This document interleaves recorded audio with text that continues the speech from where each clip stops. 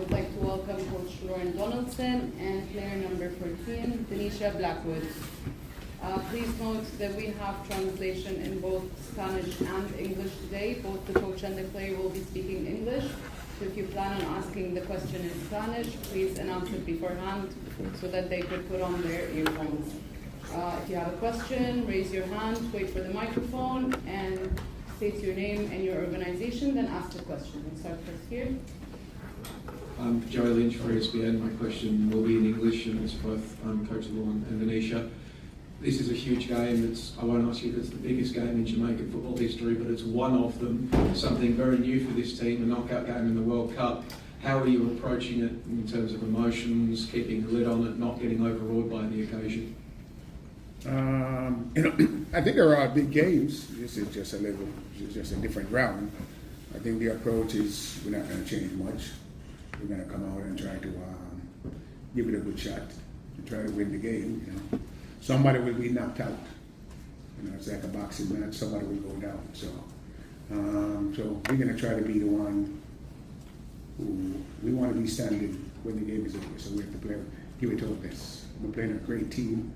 You know, very good team, very good players. So it will be a great match. I think from the players' perspective, you know, having such strong performances in the group stage, we're very confident going into this game. And I think, as Coach said, we're just going to keep doing what we're doing, and hopefully we are the team last standing. Jonathan Tannenwald, Philadelphia Inquirer, one for each of you. Denisha, I'd like to know what you make of the huge upswell in public support for your team.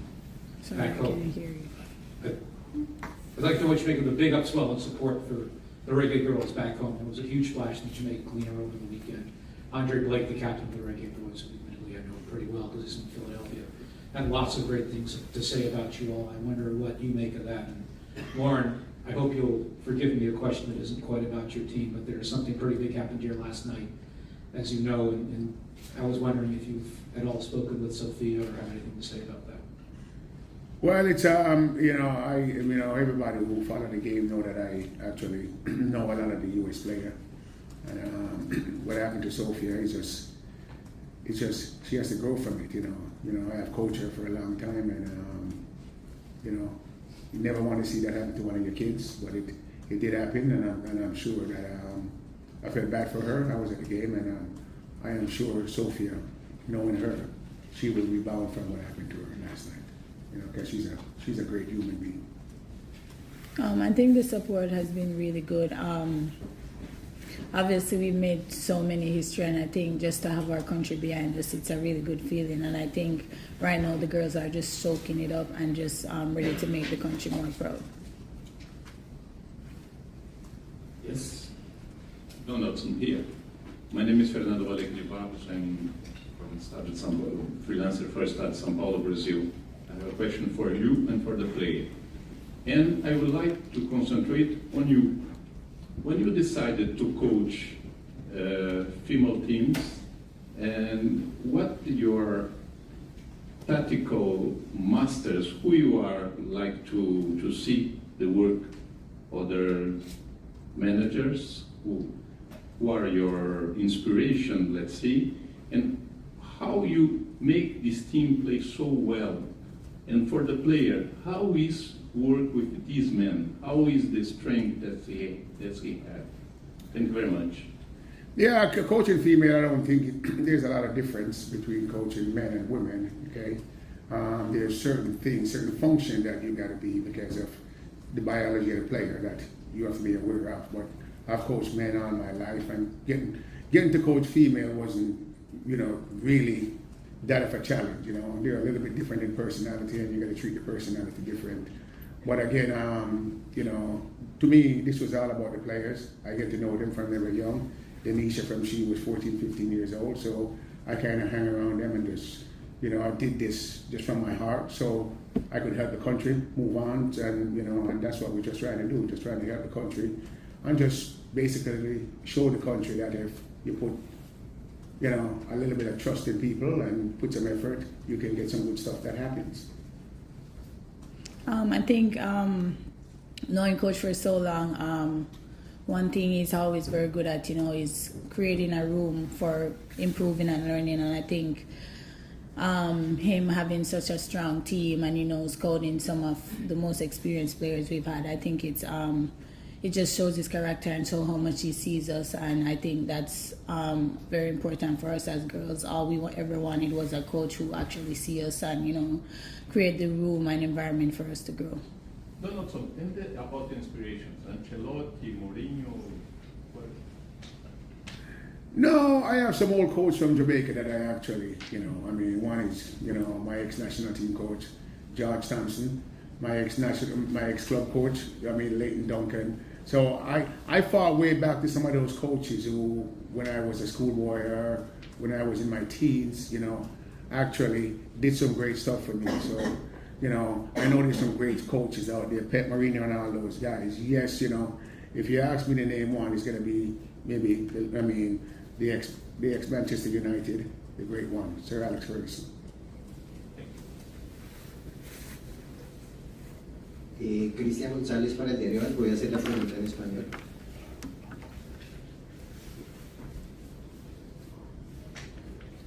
Para el profe Elorne, quería preguntarle acerca de si le preocupa un poco la falta de efectividad que ha tenido la selección, teniendo en cuenta que apenas tienen un gol y ha sido de pelota quieta, y cuál ha sido la clave para sostenerse defensivamente tan fuertes en este mundial.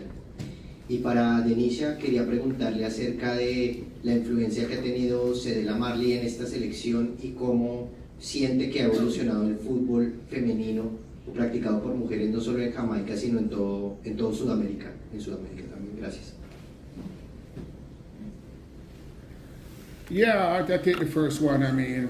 The lack of goal and coming in is I don't think it's a major concern to us. We played some good teams. You got France and Brazil, two of the top teams in the world, and we're actually supposed to be losing by 6 or 7 goals, okay, from the critics. So we have to get through the round. You have to do what you have to do, and so the lack of goal, as I said now and before, we have to try to score a goal to win this game because somebody will be knocked out. So we will put our best foot forward, and hopefully we can get something going on here with goals. I think Cedella has been the most important part of her journey. I think the best thing about her is she actually sees us as not just as football players but as human beings, and I think that is just something we've always wanted. So she treats us as, not just as players but as people who have, different lives and stuff, and I think her support has been really important to us, and she's just the heart of this team, and she's just also like our fairy godmother in a sense. So we just appreciate her for everything she has done so far. Clara Tamara de DirecTV Sports. I will do the question in Spanish. Aquí. Para el técnico, la pregunta es, ¿qué opinión tiene por estos días la Federación de Fútbol de Jamaica hablando de la historia de la hija de Bob Marley, que las ha apoyado sumamente importante económicamente, que la madre de una de ustedes también hizo un crowdfunding para que pudieran estar en esta instancia del Mundial? Y para Denisha, me gustaría preguntarle sobre el poder ofensivo de Colombia. Hay jugadoras muy desequilibrantes en este mundial, y claramente se está hablando de Linda Caicedo, una de las jugadoras más importantes en poder ofensivo, y usted está allí en la zona defensiva. ¿Cómo van a contrarrestar a Linda Caicedo? ¿Va a haber marcaje 1-1? ¿Cómo han pensado enfrentar a Colombia? I'll go first. So, what the country, and the JFF, our federation thinks about Cedella. Cedella. I think Cedella is in high regards, okay? Jamaica is a country, if, sometimes, if there's not rumors and stuff or whatever, I don't think we function. I think we function better when there's adversity. So, so there's always stuff like that going around, and not because we're at the World Cup and we're doing so-called well. It's gonna happen again, but as Denisha says, the backbone of the team all along has been Cedella. Without Cedella, I don't think, and I can honestly say this because when the program was under, and there was no football for the women. She was the one who came and pushed the start button and said, we need to go, and she invited us in. So I think the country is proud of her, and I think the federation is proud of her. I think when it comes down to Colombia, obviously there are a strong team, and like, you know, they have two of the best forwards right now in the World Cup. But I think we've played against two of the best teams. We've defended very well, and I think for a game like this, we have so much talent, and a lot of the world haven't seen us play offensively yet. And I think a game like this is a game where we're going to show the world what we can not do just defensively, but also offensively. For the coach, my name is Valentina Peña for W Radio Colombia. I'm going to ask the question in English. Everybody's been talking about how physical and defensive Jamaica can be, but Colombia is a really physical team too. Does that change your plan, or maybe like the sketch you've been using in the last games? We will see maybe like a more offensive team in a round of 16? Thank you. No, the physicality of Colombia, and you say the physicality of the Reggae Girlz, I don't even think we think about that. That's not a part of our plan. I just think there's a referee out there, and whatever happens, I think the referee job is to control the game. I know you have VAR and all this kind of stuff, so I don't think the physical aspect of the game is going to be a major deciding factor. Hi, here. It's Renata from Brazil, TV Global. I would like to ask first the coach. You're the only team that haven't conceded a goal in this World Cup yet. And before the World Cup, you had conceded many goals in some friendlies. So I would like to ask you about how did you change this scenario, if you had any conversation with the girls, and how have you talked to them about this, the importance of defending well in a World Cup like this? How did you change this scenario? And to Denisha, I would like to ask you about the reaction in your country. I can imagine that you're very famous now, like a lot of people are talking about all the achievements you have in this World Cup already. So how has been this reaction? Okay. Well, I mean, our defending, again, was something of concern for us. And we had really no games coming in to the World Cup, but we did a camp in Jamaica, and the emphasis of the camp was just, it was from June 10th to June 21st. That 10-day camp was very important because the main emphasis was, can we buy into defending? And I think right there and then, you know, we saw something, and the girls have bought into it, and this is what happened when, you know, people put their trust in something and they work hard and they believe they can do it. And we know they could do it, but as you say, we have conceded a lot of goals coming in, but, you know, we didn't have the games to play to show that we can do it. And it's on the biggest stage right now. We're trying to show that hopefully that continues. Joe Lynch for ESPN. Sorry, Denisha. Yeah, I think the energy from Jamaica has been very overwhelming in a good way. I think we as players, we haven't really seen it yet because we're not there, but I think we feel it, which is the most important part. And I think what's also important too is that, you know, we're heroes to the younger generation, especially in Jamaica, and I think that is very important, you know, so that they have players like us to look up to and say, hey, I want to be like those girls when I grow up. So I think that's a very good feeling for us to have, and we're just going to keep, you know, inspiring the next generation. Just two questions. First one, quick one for you, Coach Lawn. I'm told Bunny, after the game against Brazil, told the TV cameras in the mix zone that she picked up a knock before the Panama game that she carried into that Brazil fixture. Just how is her fitness heading into the game tomorrow? At this stage of the competition, not just Bunny, but everybody will have a knock. So, I mean, you know, we have a good medical team, and, you know, whatever knock we have, you know, when you blow the whistle, you know, let's just get on with it. So yeah, I mean, we don't put a lot of concern, you know, in injuries. If somebody's injured and they can't play or something, the next lady's up, and we just keep going. That's how we approach it. And just secondly, I've heard in these press conferences a lot, both you and the players that have come in, you've talked about enjoying yourselves both on the pitch and on the training track. And question for both of you, I'm wondering how that manifests when you are trying to create the environment at training, on games. How are you creating an environment where you are enjoying yourselves as individuals and as a team? I'll go. If you ever come to one of our training or locker room or whatever, it's just music and dancing. I mean, that's why we're the Reggae Girlz, because the girls are not afraid to do it, and every once in a while I might just take my whole body and try to do something. I can't do it as well, but that's just a part of what we do. And and just like Brazil, Brazil is a country, that's why we and the Brazilians get along, but culturally, because we love to have fun, and I just think you're not going to come around this way again, so you might as well enjoy it, and when it's over and done, you can remember and say, I had a good time. Yes. Hi, Katie Smith from the BBC. A question for Tanisha.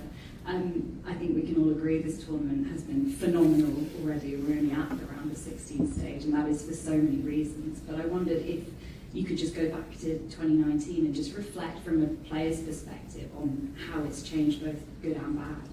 I think going into the 2019 World Cup, as players, we were just so excited to be a part of our first World Cup. But I think as those 4 years came along, we've gotten more experienced players, and we've also, I think some of those players, including myself, have gotten mentally mature over the 4 years, and I think that is what has been the best thing about this team. We have been so mentally mature throughout these past 4 years, both on and off the field, and I think it just, shows how much we didn't, at the first World Cup, we just was excited to be there, but this one we came to play. Hi, Coach Denisha. First question, Wade Brown, Irish family, Jamaica, by the way. First question to Denisha. What is the secret to your success defensively, and how far can this team go? And Coach, it's another South American team. How confident are you in your preparations? And if Jamaica wins, will we see another cartwheel celebration at the end of the game? I think the secret to our defense unit, I think, as Coach said, we've conceded a lot of goals, and I think the mentality that we have in that Jamaica camp was, we have to start defending as a team and not just only as a back forward, the goalkeeper. And I think that camp just kind of showed that we could do it as a unit, and I think we just kept working on it, and it just paid off in the end. Yeah, and to your question, how far we can go, I just think that we take it one game at a time. And as I said before, the best team is going to be standing up after this one, so somebody will get a knockout. Somebody will throw a knockout punch. And on that cartwheel, I don't think in Jamaica as a kid we called it cartwheel. We called it, it was a kid stuff. Everybody do a poopa lick. It's called poopa lick in Jamaica. So anytime a kid see green grass or someplace, that's what we try to challenge each other. Who can do the most poopa lick? So my kid, my little 9 and 10-year-old sense got to me, and I just enjoyed myself. Emma Smith, BBC Sport. Question for Lorne, more general question about the World Cup. Currently at the Women's World Cup, there's only one female coach left in the competition, which is Lena Beekman for England. I was just wondering, from a coach's perspective, why you think that is, and whether you think it's an issue that there aren't as many female coaches at the very top of the women's game here left in the competition. You know what? You just educated me on something I don't know, but I don't look at female coaches and male coach and really see the difference. The last 2 World Cup have been won by a female coach. One of my good friends, Jill Ellis, she won the last 2 World Cups. So if we're going to take the past and put it now, okay, the females have done better than the males recently. So I wouldn't take that into anything. It's just one of those things that just happened. There's one female coach left, and she might turn around and win it out. Who knows? Good afternoon, Marcel Correia from TV Global Brazil.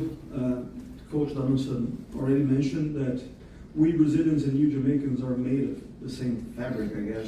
Yeah. The joy of life and everything. But my question is for Denisha, because generally in football we associate joy and happiness to attacking and dribbling, nutmegs, goals, passes. But you seem to enjoy defending. Where it comes from? and why? You know, I think people always say the best offense is defense, and I think you know, no matter where you play on the field, you still have to try to have fun, you know. And I think when me or one of my other teammates made a tackle, and like it's a boost for us as much as Bunny would score a goal or Jody would score a goal. So I think that's where it kind of relates to just having fun. I think it's just, you know, it's just as powerful as scoring a goal, making a tackle, or making a save. And I think that's where we find our joy in doing it. Hola, buenas tardes. José Alberto Ortiz, de Caracol Radio en Colombia. Mi pregunta es en español para el entrenador. Ya se ha transcurrido la primera parte del campeonato, la fase de grupos, y hemos encontrado equipos como Brasil, Alemania, Estados Unidos que han resultado eliminados, llegando pues con un rótulo de favoritos. ¿Considera usted, entrenador, que las distancias se están acortando o se debe esta situación de los equipos que acabo de mencionar a el relevo generacional normal que acontece en estos mismos equipos? Well, I mean, the question is again, I mean, there's some top teams that are in previous World Cup that will be standing now and teams are eliminated. I just think there's it's not a change, but I would think that, you know, some of the smaller, lesser countries, I wouldn't call them smaller, some of the lesser so-called female countries, okay, the game has exploded, and you know, people are putting more resources. The coaching is better. The front office is better. There's a little more resources. Still not to the, you know, to the certain countries, but it's getting better, and it's important that when you're coaching and your front and your staffing is better, and there's a better understanding, you know, of what's going on. And I think so a lot of these countries have done a good job too, improving their players. So I mean, you can't leave out the players because they play. We just watch them run around and talk a lot of crap and they play. So, but yeah, I just think everybody now is seeing what's going on, and I think this tournament, you know, is sending out a message that the smaller countries will have a say in the future. Denisha, Annie Peterson from AP. FIFA designated a portion of the prize money to go directly to the players, and all the players who make the round of 16 are getting $60,000. I'm wondering what that money means to you, and if that prize money and the infusion to individual players provides an example for younger kids maybe in Jamaica looking at soccer as a potential career.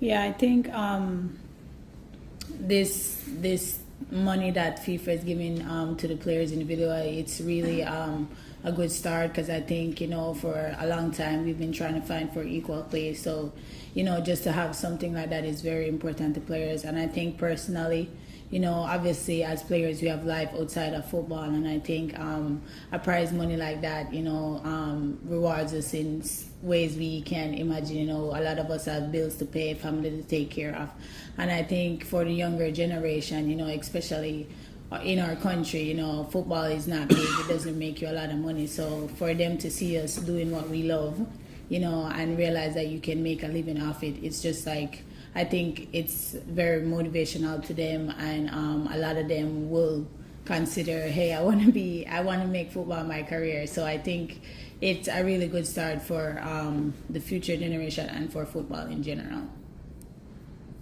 Hi, Tamara Griffin with The Athletic. Same question for both of you, because I'm curious about the player and the managerial perspective on this. Looking at Jamaica and Colombia, I think one theme that has sort of defined the journey up until this point has included defying expectations, shocking, keeping clean sheets, beating top 10 teams. As we've heard today, there are also a lot of similarities in playing styles, aggressive defenses. I'm wondering if, knowing that you are facing an opponent with whom you share so many similarities when it comes to lowered expectations of you and being able to sort of surprise people, get them on the back foot, to sharing joy, you know, being playful and listening to music at training. Does it change your approach at all? And is there a sense of like familiarity that changes the way that you approach the game? No, I just think it's a joy to see that, actually. I was in Sydney, our first game, and just to touch back, I was in Sydney and we went to a club at night, and at the bottom was Colombian partying, and at the top it was Jamaican, really seriously, one floor Colombian. So we went down there and started, some Jamaican started party with a Colombian. It was great, and whatever it is. What I'm just saying is, the question you asked if it's going to change anything, I just think it, to me, I think it makes it better that you have countries like this who enjoy life first. Okay? I mean, there's more important thing in life, than football. So you enjoy life first, and hopefully whoever is left standing in this game, we can walk over and just congratulate them and just say, good job. And I think as a player, personally, I think a game like this is very good for both countries, especially for, I'm going to keep saying it, especially for the younger generation, because, they also have a lot of struggles too in their country. And I think for both countries, younger generation watching teams like this, it's a good show for them, it's hope. So I think as a player, I think both teams are just going to go there and, do the best we can. And, at the end of the day, one country is going to be, I think both countries should be proud at the end of the day, because we both have came so far, and I think we've made a lot of history for our countries.